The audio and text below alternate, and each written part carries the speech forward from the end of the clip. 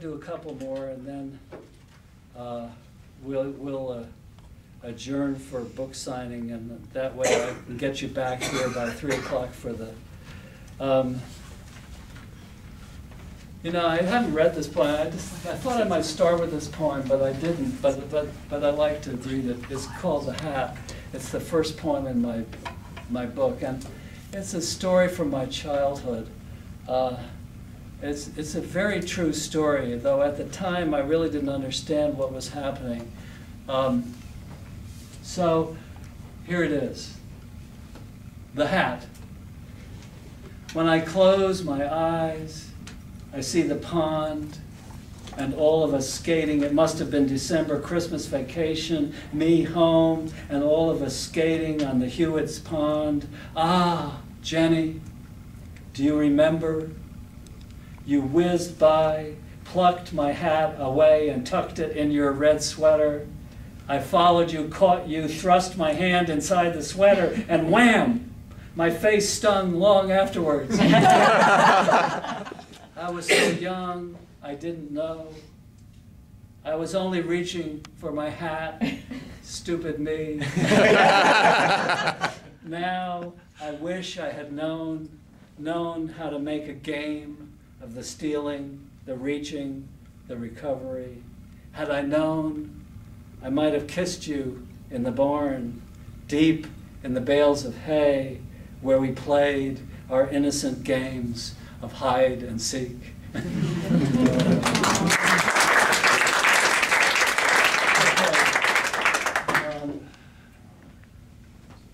2008.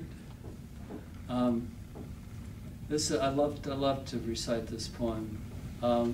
Most beautiful autumn we ever had here. Everything was more alive. The colors were just absolutely vibrant in 2008, and especially on the campus and down in the cemetery. This poem is called Blood Red of Late October. I had this line in my head for a long time. It's a perfect iambic pentameter line, and you never give up a perfect iambic pentameter line. Blood red of late October in the South.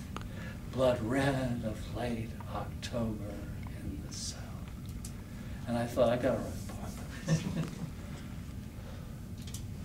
Blood red of late October in the South, and from the cemetery to the college campus on the hill, the leaves bathe my eyes. I turn each corner into dazzling surprise. In my mind's eye, she walked towards me. I show her my favorite tree. I pluck 3 leaves and watch as she carries them away. This is newfound grace, and in the place where sorrow once lay, the small white flower of hope grows. In the South, October lingers.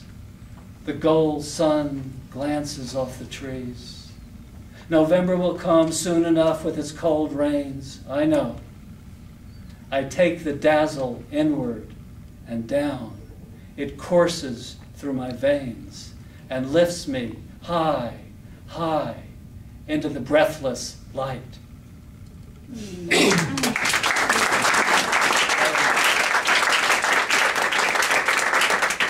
that's the story. I'm not going to ask for you to tell your reminiscences. It's part of the rules. I do want you to be able to buy books, so if anybody wants to go buy books, I will. Anyone want to say anything or ask a question, or you can tell me your reminiscences and I'll make them into a poem. Maybe. Van. You were, I guess it was modern drama. Wait, they can't hear you. Oh, you know about that. Yeah. She's a teacher. Yeah. Be a teacher. It was a modern drama, and you were reading, or you were talking about the death of Chekhov.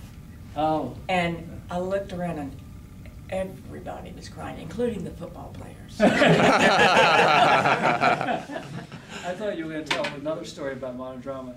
I was giving a lecture on Pirandello, and I was trying to illustrate that in the theater of Pirandello that you could never tell whether something was actually scripted or not. And it changes the whole nature of drama when, say, in the middle of a play, somebody, one of the actors says something that sounds like they're talking as themselves, as an actor, as opposed to as the character. And you think, well, is this whole thing falling apart? Am I having a nervous breakdown? And just as I was talking about it, I sort of, and I passed out. Not really, I pretended to pass out. and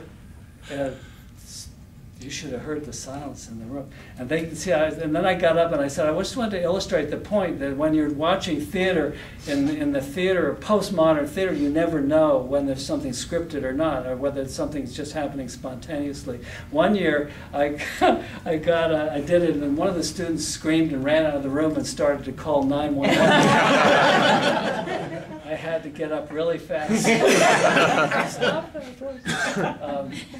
But I love to, I think my career as an actor and teaching theater has been very helpful to me as a poet and as performing my poems rather than just reading them, because I think most poetry readings tend to be fairly boring because people don't put any life into it, and also because a lot of poetry is very intellectual and hard to hear and I think the most important thing that poetry does is to communicate the heart and the soul. And I love doing it. It's been a great, great gift to me. And it's a great gift to me to have all of you here. And I look forward to visiting with you at your various functions. I'm going to have dinner with the class of '77 tomorrow night. And I've saved one poem to read for you all at dinner that I will recite tomorrow night, that I've saved for that, and I won't do today. But it's 10 till, so let's break up, and I'll go back down to the foyer, and if anybody wants to get books signed, and then come back here, we'll let the 3 o'clock group get in here. And if you want to stay here and learn about the history of Davidson. Tomorrow night. What? At dinner, you guys can come. Dinner tomorrow. Yeah. Great, well, thank you so much. Thank you. Thank you.